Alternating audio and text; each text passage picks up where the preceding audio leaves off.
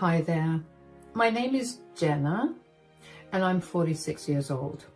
A few years ago, I was a happily married woman with the happiest family in the world. And the 1 year, everything went downhill, and as the years passed, it only got worse. Only a few years ago, I finally took a stand for myself and I'm in a much better place now. Let me start from the beginning. I met my ex-husband through some mutual friends. I was still in college, but my friends had a lot of connections with different people around the city. And my ex, Jeff, happened to be one of them. Jeff was the son of one of the most affluent businessmen in our city. He was being trained to become the CEO when I first met him. So he had this very domineering yet somehow meek demeanor to him that instantly drew me to him. He seemed like he was trying his best to be someone with authority, and there was just something so endearing about it that I couldn't help but want to be around him a lot more. Anyway, we ended up going out on a few dates before we made our relationship official. We dated for around a year and a half before I fell pregnant.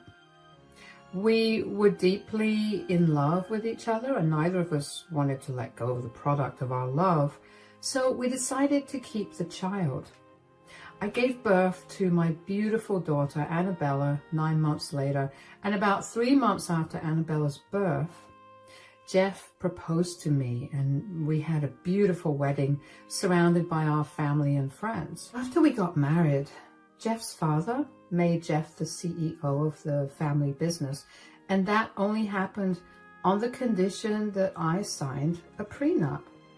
I didn't mind that because I genuinely loved Jeff and I couldn't give a hoot about his wealth. I wanted him to succeed, so I was ready to do anything. So when Jeff asked me to start working right after Annabella's 5th birthday, I agreed to it immediately. The issue was that I had skipped out on a fair amount of time in the job market, and with my ever-evolving industry, I struggled to find another job. But Jeff was adamant that I did not need to earn a lot of money or contribute to the household finances. He just wanted me to earn my own fun money. Again, I had no issue with that. In fact, I was happy to be able to go back to a job. So that's what ended up happening for the next few years until Annabella turned 10. Jeff and I continued to work. Because we were both pretty busy, we barely had much time to spend with each other, but I never thought that was an issue. I mean, I made it a point to arrange some downtime for the both of us every weekend, but most of the time, Jeff was off at work or he was out with his friends. I didn't like it, but I figured that as long as Jeff was happy, I didn't mind him not spending as much time with me. Unfortunately, I should have taken that a little more seriously because just a month after Annabella's 10th birthday, I caught Jeff in bed with another woman. Needless to say, I lost my mind. Jeff was the first man I had ever loved, and to see him break it so easily made me go crazy. All my years of frustration and anger towards Jeff came spilling out. It was ugly and very messy, but in the end, Jeff and I decided to end the relationship. I truly was a broken woman.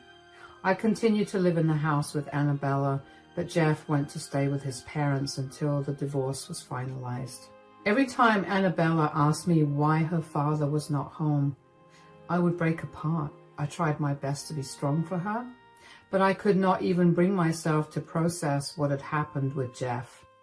But things only got worse when I got a call from my attorney that Jeff was asking for full custody of Annabella, or he would fight me for it. That got me right out of my depressive funk. I felt anger like I'd never felt before. The day that my attorney called me was the day that Jeff was supposed to come over to spend time with Annabella. So when he got home, I rushed over to him to confront him about the custody of Annabella. "What are you doing with this divorce?" "What do you mean? Why are you trying to get full custody of Annabella? Are you seriously trying to take her away from me? Don't be silly, Jenna. I just think that Annabella will grow up much happier with me. And what makes you think that? Well, I have a lot more income than you do. She's going to struggle to have her basic needs met if she stays with you full time. Child support will only cover so much. She's my daughter too, Jeff. You can't separate us. Stop being so dramatic, Jenna. I'm not taking her away from you entirely. You'll get to see her every weekend. Do you think that's enough? I gave birth to her. I can't live apart from her. You'll learn to live with it.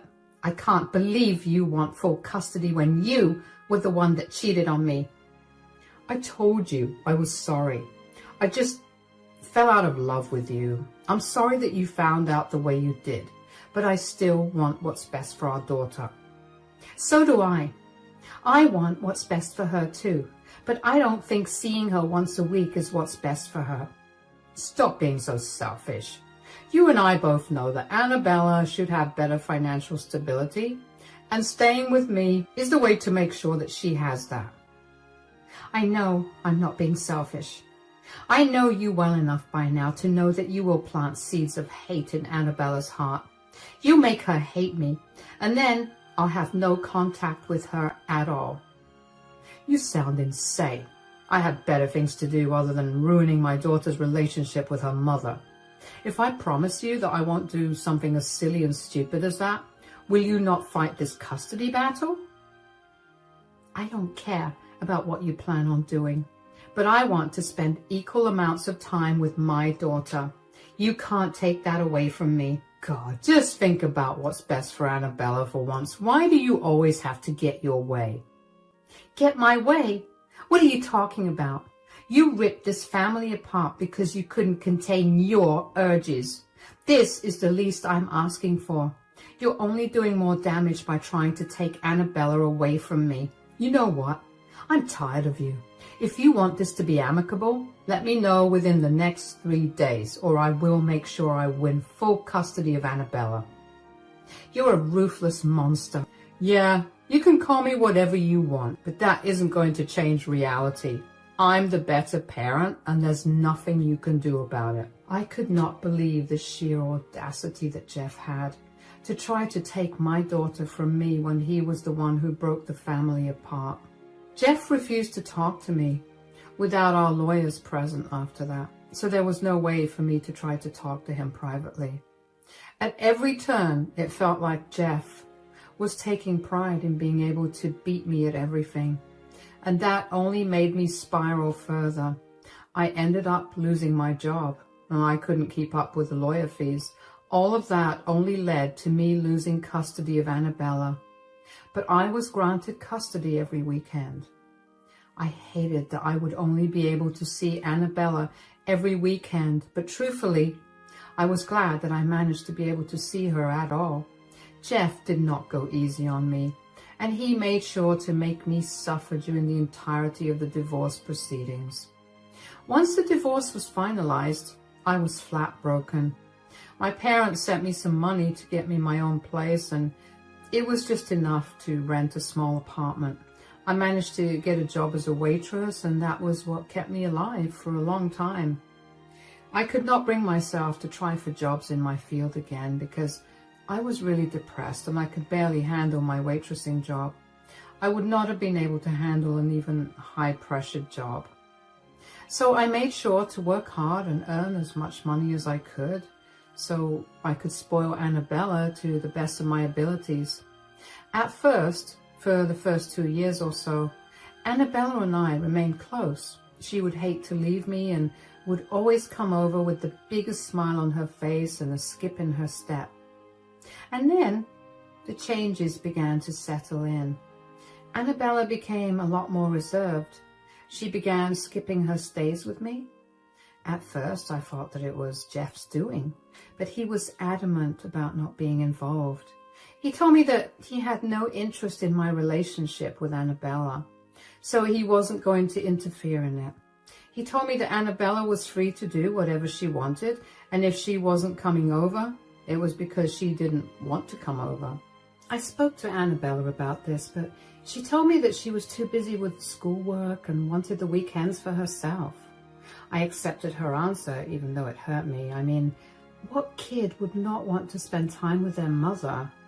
Still, I kept my door open to her, and every once in a while, Annabella would come over. She'd be in tears about something. I'd comfort her. She'd tell me how lucky she was to have me as a mother, and she'd stay in contact with me for about 2 weeks before going back to ignoring me. You'd think that every time she did that, I'd learn that it was all some game to her. But it hurt just as much as the first time, every time she did it. I would comfort her and bask in her praises of me. I would work harder to make sure that she was happy and doing better than she was at her dad's place. Don't get me wrong. I didn't do any of that because I wanted her to choose me over her father. I only did that because I wanted to see her happy. And if I had the faculties to make that happen, you best bet that I did that. Eventually, it got to a point where I hadn't seen Annabella in over 8 months. Every time I tried to get a hold of Annabella, she'd either decline my calls or give me some lame excuse for why she couldn't make it. I never stopped trying for even a second to get her to visit me. And then one day, she told me that she'd be coming to see me. I was beyond ecstatic. When she arrived at my place, I greeted her as warmly as I could. "Hi, sweetie. It's been such a long time since I saw you." "Yeah, I guess. I'm so sorry that I haven't had the time to meet you as much. I've been really busy with work and my rent increased, so I've been pulling a lot more overtime to make up for it." "Why are you explaining yourself? It's whatever. I don't really care."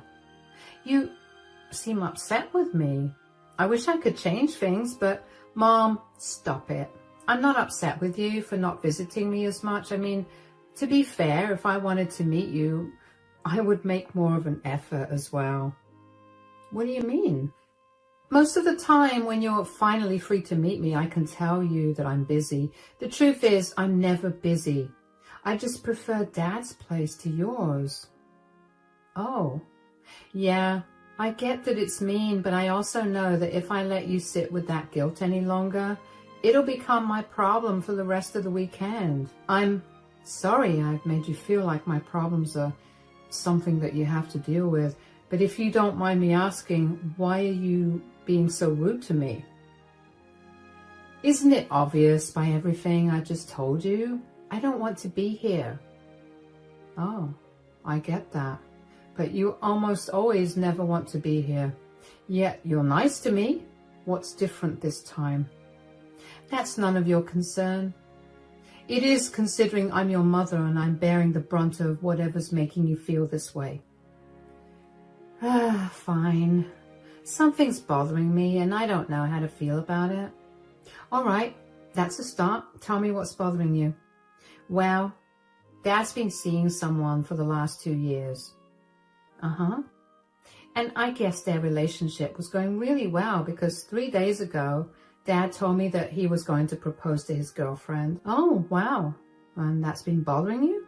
"Yeah, I guess. I'm just scared that Dad's going to forget me because he'll get too wrapped up with his girlfriend." "Have you met his girlfriend?" "Yeah, like twice. I mean, she seemed nice and she looked like she really loved Dad. Dad looked happy and I guess I'm happy for him, but I'm still scared that she might make Dad turn his back on me like some evil stepmother." "I don't think that will happen." "How do you know that?" "If there's one thing that I know about your father, it's that he loves you a lot. He will never jeopardize your future for something that he wants." "But what if he does?" "If he does, which he won't, you'll have me. I know you're not my biggest fan, and I know that we don't exactly have the best relationship, but you're still my daughter. I want to spend as much time as I can with you. I know I won't be able to provide you with the same lifestyle your father has provided you, but I'll make sure that you'll always have everything you want and need." "That's sweet, Mom. But I seriously don't want Dad to change or his wife to be a monster. Things will work themselves out. Don't worry about a thing. How about we eat some ice cream and watch your favorite movie now? I feel like that would cheer you up." Yeah, let's do that. I will admit that hearing that Jeff was getting married again made me feel a little upset. I know that he was no longer mine, but it felt odd, so I couldn't imagine what must have been going through Annabella's mind. I did my best to put her mind at ease, and I kept reassuring her that if hypothetically things went south between her and her father, I would be there for her. Now, at this point, I had grown so numb to Annabella's emotional torture that I even began overlooking her snide insults aimed at me. I was so desperate to spend time with her that I overlooked her disgust of me and my way of life. That was my biggest mistake, not noticing things. After Annabella went back home to her father that time, I never properly saw her after that. At best, she'd visit me for my birthday and the holidays for an hour, and that was it. I was a broken woman. Nothing in the world could bring my spirits up. And I became pretty comfortable in my sorrow. While I was rotting away, Annabella began to live out all her dreams. Her father got married to a beautiful woman, Gwen, who she would flaunt on social media as her true mother. The three of them would go on family vacations every couple of months, and when it came time to go to college, Annabella went to the best university in our city, while she continued to stay with her father and his wife, Gwen. I continued to struggle to make ends meet for myself, and even though I was initially bitter to see the three of them living the life that was supposed to include me as well, I learned to gradually get over it. And then tragedy struck one day. Jeff got into a horrible accident where he died on impact. Needless to say, Annabella was a wreck. I wasn't a mess in any sense, but I was affected by his death too. He had been a huge part of my life for a long time, and even though things soured between us, it didn't mean that he didn't hold a special place in my heart. Even though I desperately wanted to reach out to Annabella, I gave her the space I knew she wanted. After Jeff's funeral was done, I went over to her place and spoke to her for the first time in a very long time. "Hey, sweetie, how are you doing?" "Well, my father just passed away, so I definitely don't feel good." "I'm so sorry for your loss, honey. I don't know how else to reach out to you and comfort you." "No, I'm sorry for being a little hard to handle. Things are just not going so well in my head." "Yeah, I can imagine what you must be going through, but I had an idea. Why don't you come and stay with me after your dad's funeral is done?" "Stay with you? Like for a week or for good?" "For good, sweetie. I mean, I know you're all grown up now, but you'll still need a place to stay while you go to college, right? My place is a lot closer to your college, and you're my daughter, and I really want to spend time with you. You're going through something horrible, and I want to be there for you. I know that we haven't exactly been very close these last few years, but maybe we can fix that now." "Is that all Dad's death means to you? An opportunity to get close to me? Are you secretly happy that Dad died?" "Whoa, you're jumping through a lot of hoops to get to those conclusions. That's not true at all. Did I have a good relationship with your dad after we got a divorce? No. But that does not mean that I didn't want you to have a good relationship with him. I know that you're struggling right now, but there's no need for you to villainize me when I've been nothing but supportive of everything you've ever wanted. Now, do you want to move in with me?" "No." "No? Do you mind me asking why? And where will you stay if not with me? Do you have your own place?" "I don't have my own place, but I'll be staying with Gwen in her huge mansion of a house." "But I'm your mother. Do you want to stay with me? Living with a penniless waitress in a cramped apartment? I'll pass." "You can't be serious. You're not staying with your mother because you want to live in a mansion?" "Not just that. I need stability. Dad made sure that Gwen would take care of me when he died. She promised me that she would take care of me too. Living in her mansion is only a bonus. You're going to only bring me further down because you have no money. and you won't be able to provide for me in the way that Gwen would. That's really upsetting to hear. I did not raise you to be so selfish and opportunistic. Are you even close to Gwen? Last I heard, you two barely know each other. Who cares if I know Gwen or not? She promised to take care of me, so that's all that matters. I don't want anything more to do with you. I only kept my relationship with you because Dad forced me to. I wanted nothing to do with a penniless beggar like you. I felt like I was living in poverty while I was with you for my weekend stays. And I never want to go back to that again. Wow. Okay. If that's how you really feel, then I can't do anything. I don't want you to force yourself to keep a relationship with me going, so we can part ways here. Since you really want to stay with Gwen, you can. But if things go south, I won't be able to help you out. Do you understand? Good riddance. I don't need you anyway. Annabella shoved me out of the house and then slammed the door in my face. I felt so shocked that I didn't even know how to react.